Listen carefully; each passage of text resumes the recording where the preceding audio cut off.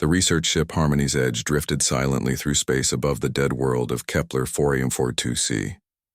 Captain Kim Soo-jin stood on the bridge, watching the brown and gray planet slowly rotate beneath them.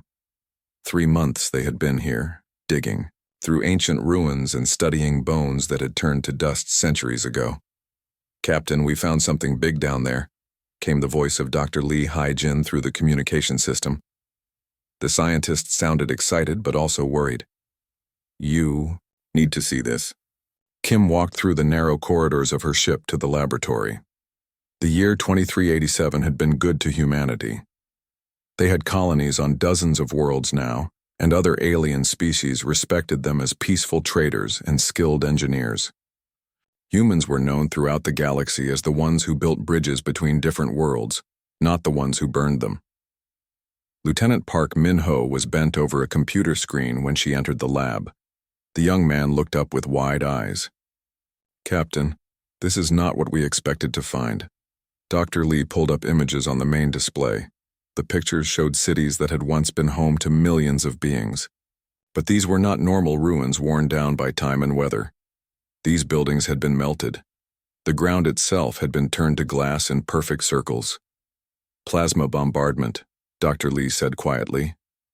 "Someone dropped fusion bombs from space. Look at the pattern." She pointed to the screen. "They hit every major city at the same time. Every school, every hospital, every place where people gathered."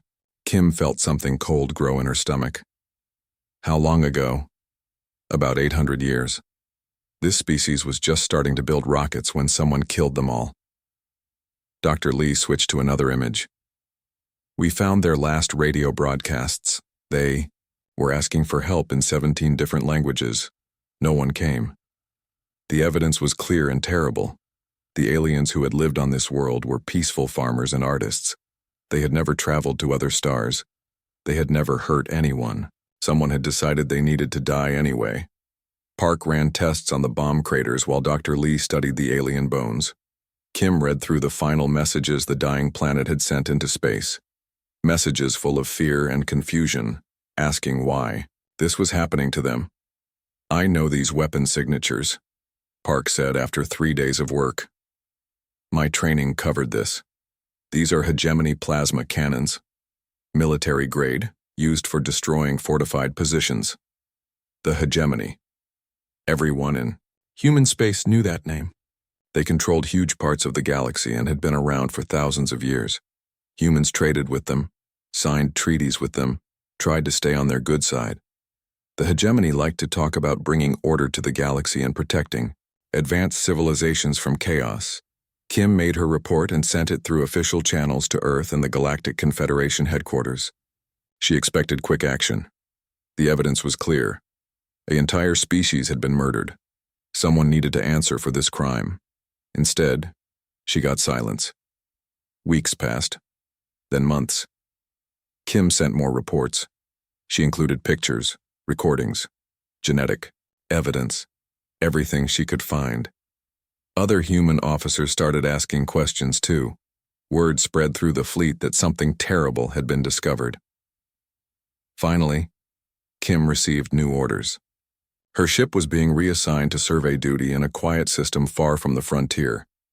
Dr. Lee was transferred to a research station studying safe topics like mineral composition. Park was sent to a training academy where he would teach new recruits about navigation. The message was clear without being spoken. Some discoveries were too dangerous to talk about. Some truths could not be told. Kim packed her belongings and prepared to leave the dead world behind. On her last night in orbit, she stood alone on the bridge and looked down at the glass craters that had once been cities full of life and hope. "I am sorry," she whispered to the empty planet. "I am sorry we could not help you. I am sorry no one will remember your names." But as her ship turned away and jumped to hyperspace, Kim made herself a promise. She would remember, and someday, somehow, there would be justice for the voices that had cried out in 17 languages and received only silence in return. The galaxy was vast and full of different species. Most of them lived in peace, trading and sharing knowledge, and building better worlds for their children. But some creatures in the darkness were not interested in peace. They were interested in power, and they would kill anyone who stood in their way. Humanity had always chosen to be the builders, the helpers, the ones who brought different species together. They had put away their weapons and learned to use words instead of violence. But every species had limits. Every peaceful creature had a point where patience ended and something else began. The humans of 2387 still remembered what their ancestors had been like before they learned to control their anger. Captain Kim Soo-jin did not know it yet, but she had just found the match that would light a fire across the stars. 3 months after Captain Kim's discovery was buried in government files, the galaxy changed forever on a quiet Tuesday morning. New Geneva had been humanity's proudest achievement. The colony world in the Kepler 186 system was home to 2.3 million people who had turned empty land into beautiful farms. Children played in fields of golden wheat that grew under an orange sun. Families gathered for harvest festivals and celebrated birthdays in gardens filled with flowers from a dozen different worlds. The colonists grew food that fed hungry people on 20 other planets. They had built schools and hospitals and libraries. They sent their extra crops to refugee camps and disaster zones for free. When other species needed help, New Geneva was always the first to offer. Colonel Choi Jae-min was drinking his morning coffee at the military base on Mars when the emergency signal came through. The transmission was broken and full of static, but he could hear the fear in the voice. "This is New Geneva Control to any ship in range. We are under attack.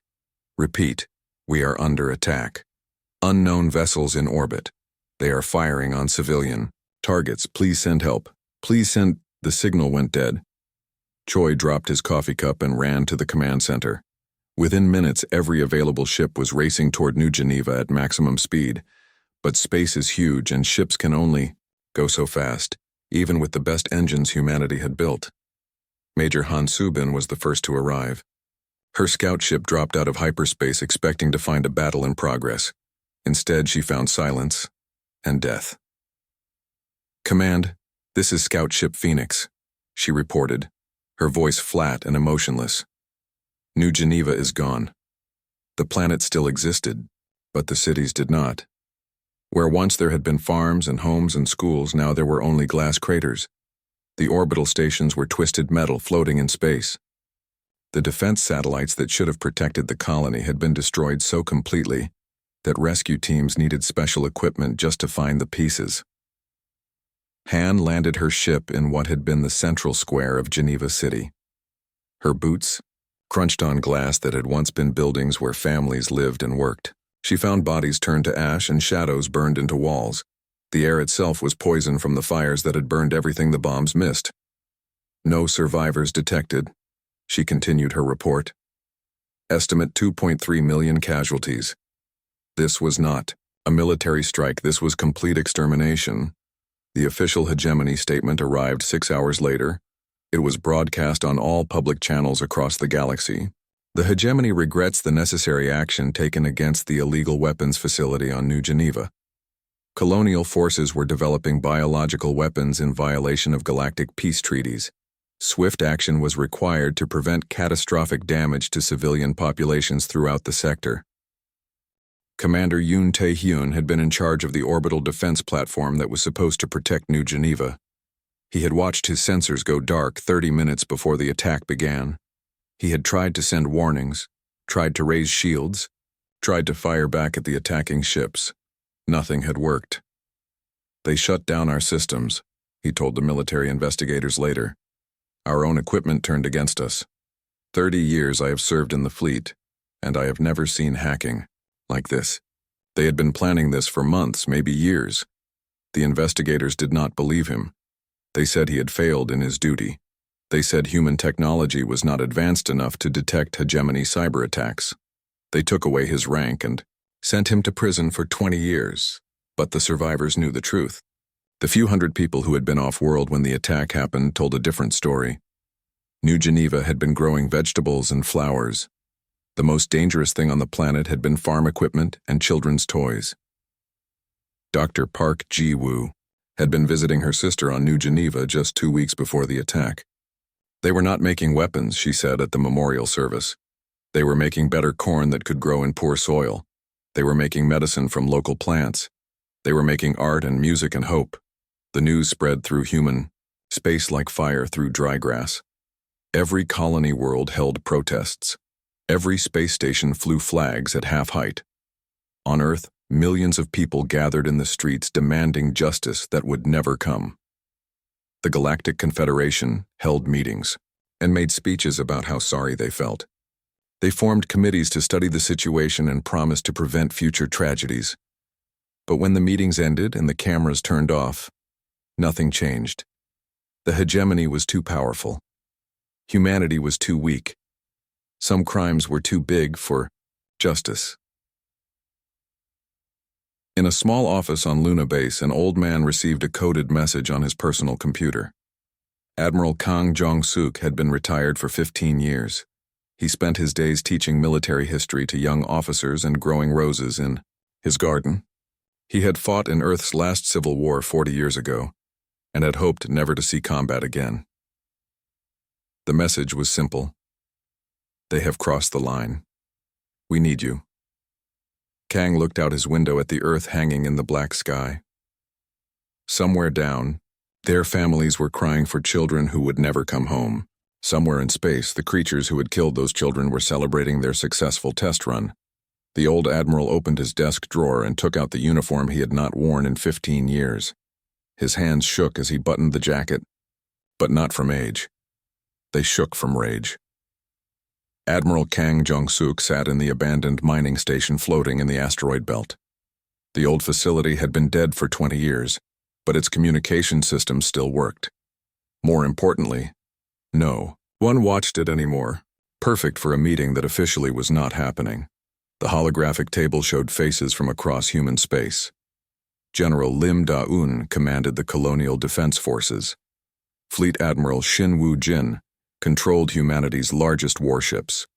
Director Park Ji-won had once run the Biological Research Division before the government shut it down for being too dangerous. New Geneva changes everything, Kang said quietly. They did not attack us because we threatened them.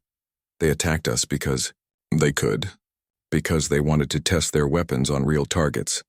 Dr. Seo Min-jun appeared on the display from his laboratory on Europa. The quantum physicist looked tired. I have been studying the attack data. The orbital bombardment was too precise. Too complete. They have done this before. Many times. How many? Asked General Lim. Unknown. But their weapon signatures match the ruins Captain Kim found on Kepler 442c, and 12 other dead worlds we have discovered in the past year. All of them were peaceful species who never left their home systems. The room fell silent. 13 worlds. Billions of innocent people murdered to test weapons and tactics. Fleet Admiral Shin spoke first. The Confederation will not act. The hegemony has too much power. We are alone. No, said Kang.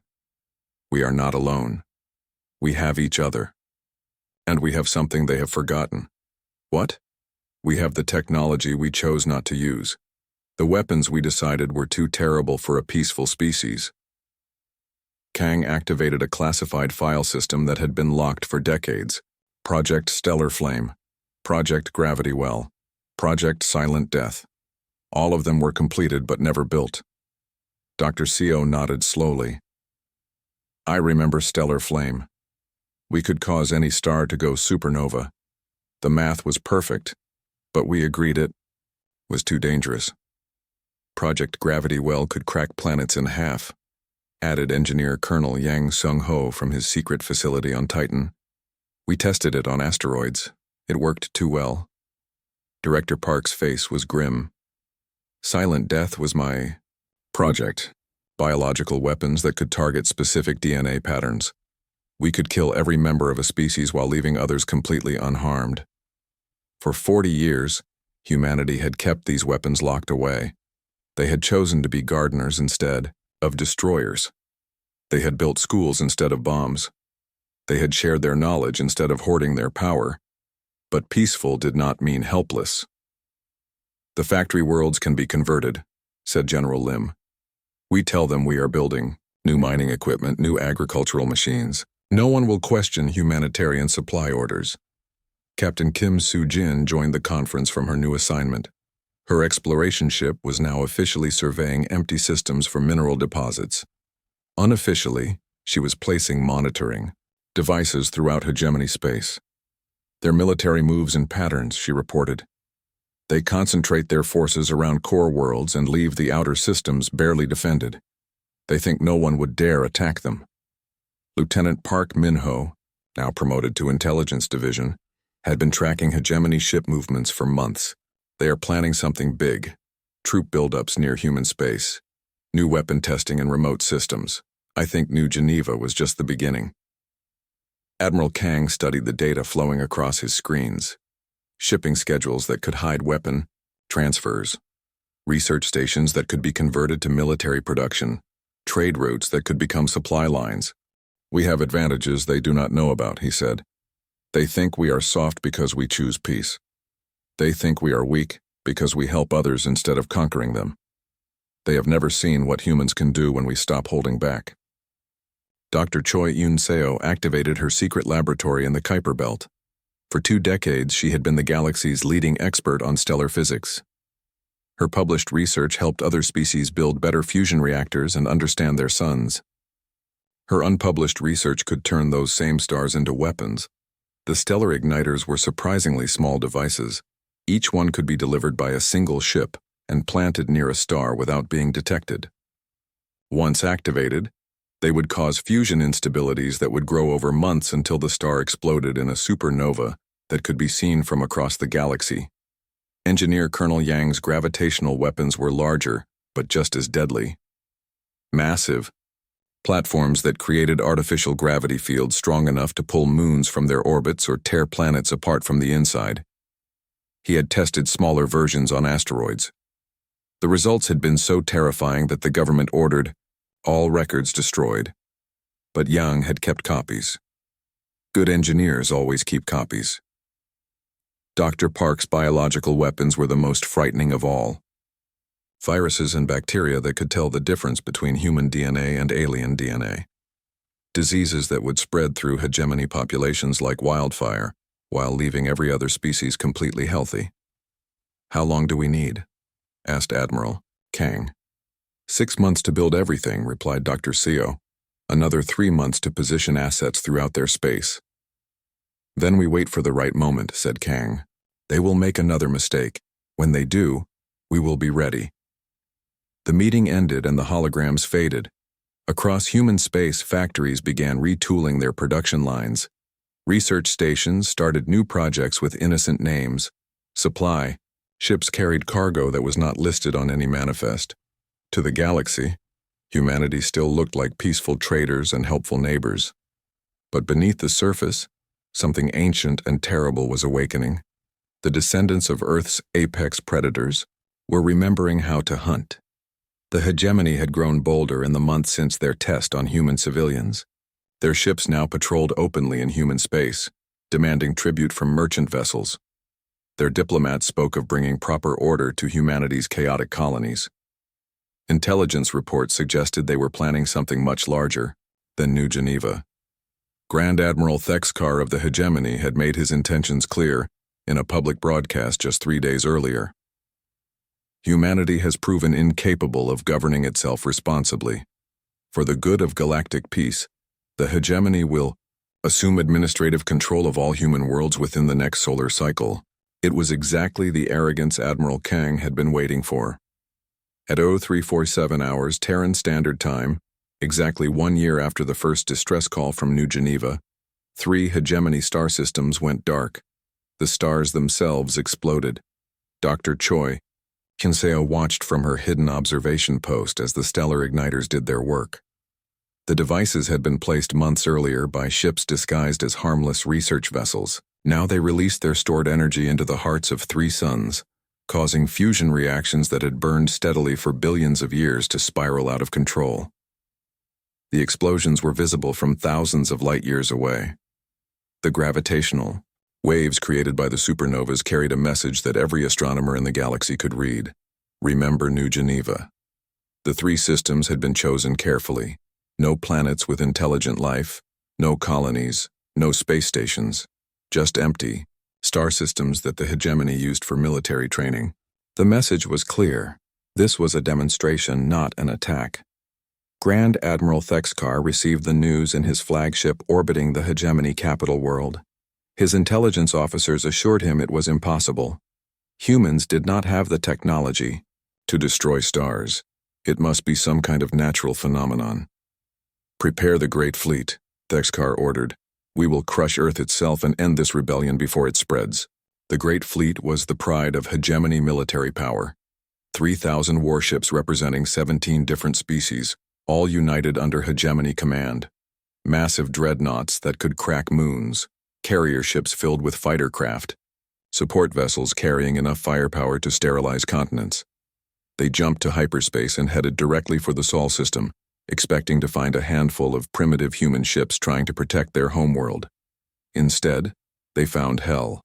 Captain Bei Sun Wu commanded the newest ship in humanity's fleet, the dreadnought New Geneva's Vengeance. But his ship looked nothing like the old human vessels the hegemony had studied. This was something new, something that should not exist according to conventional physics. Great fleet vessels, this is Captain Bei of the Human Defense Force. He broadcast on all channels. You have entered our space with hostile intent. Power down your weapons and prepare to be boarded. You have 30 seconds to comply. Thexkar laughed at the transmission. One human ship against 3,000 hegemony vessels. It was suicide. All ships, open fire, he commanded. The Great Fleet unleashed enough energy to destroy a small moon. When the weapons fire cleared, the human ship was still there, completely undamaged. Worse, it was not alone anymore. The asteroid belt had come alive. Rocks that had floated peacefully for billions of years now moved with purpose, revealing weapons. Hidden inside, Mars had been transformed into a fortress world, its surface covered with gun platforms that dwarfed the largest hegemony battleships. Jupiter's moons had become something that violated several laws of physics. Gravitational fields twisted and bent around them, creating weapons that could tear ships apart without ever firing a shot. What in the nine hells is this? Thexkar whispered, staring at his tactical display. The answer came from Captain Bei. This is what happens when you mistake kindness for weakness. Last chance to surrender. The battle lasted 6 hours. It would have been shorter, but the humans gave every hegemony ship a chance to surrender before destroying it. Most chose to fight and die rather than admit defeat. The Great Fleet was methodically dismantled. Ships were pulled apart molecule by gravitational weapons that twisted space itself. Others simply vanished as their atoms were rearranged by technology that the hegemony's best scientists could not understand. By the end, fewer than 100 hegemony ships remained. They had surrendered and were being escorted to prisoner of war camps. But the real horror had already begun on hegemony worlds. Dr. Park Ji-won's biological weapons were spreading through their populations like invisible fire. The diseases were perfectly targeted. They affected only hegemony species, leaving other aliens completely healthy. Immune systems that had evolved over millions of years turned against their owners. Hegemony doctors tried everything. Nothing worked. The diseases adapted faster than any treatment could be developed. Meanwhile, more stars began to die.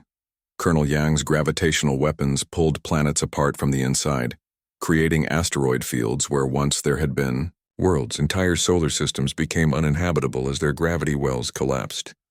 The galaxy watched in shocked silence as 17 civilizations that had dominated space for thousands of years simply stopped existing. Not conquered, not defeated, erased.